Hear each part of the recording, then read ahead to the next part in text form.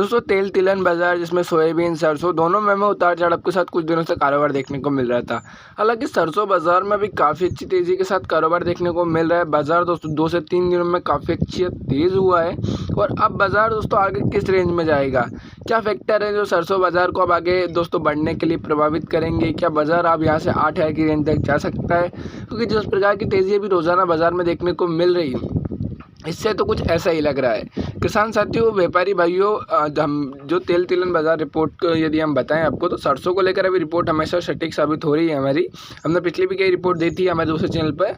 हम पिछले 1 महीने से बता रहे हैं कि जयपुर 264 के स्तर तो रेजिस्टेंट है, जिस पर पार करने के बाद सरसों की अगली तेज़ी का दरवाज़ा खुल जाएगा।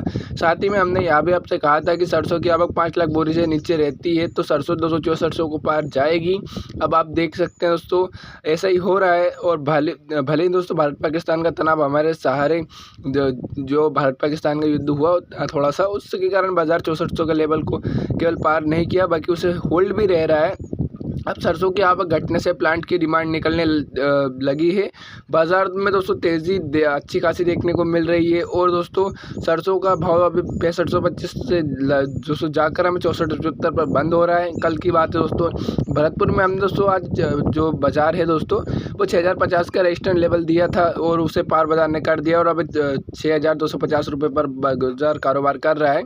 अब आगे बाजार में तो दोस्तों बड़ी कमजोरी नज़र नहीं आती है, हालांकि छोटा मोटा करेक्शन आ सकता है। दोस्तों विदेशी बाज़ारों से स्पष्ट तेज़ी रुझान मिलकर दोस्तों आगे तेज़ी के लिए बढ़ सकते हैं। अमेरिका में दोस्तों सोया तेल चीन और अमेरिका समझौते के कारण कम स्टॉक के दाम पर बढ़ रहा है, लेकिन पाम तेल का स्टॉक बढ़ने के कारण दोस्तों मलेशिया में पाम तेल पर दबाव है।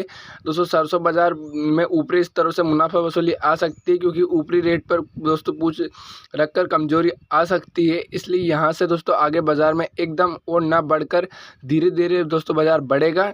हमारा मानना है कि बाजार दोस्तों 100 से 50 रुपये के करेक्शन के बाद बाजार में फिर तेज़ी आएगी, यानी कि अब दोस्तों बाजार में 100 से 50 रुपये का करेक्शन देखने को मिल सकता है और फिर बाजार में सुधार देखने को मिलेगा। हमने पिछले भी कुछ रिपोर्ट दी थी, बाजार उसी अनुरूप कारोबार करता हुआ दिखा है। बाकी व्यापार हमेशा विवेक से करे किसान साथियों।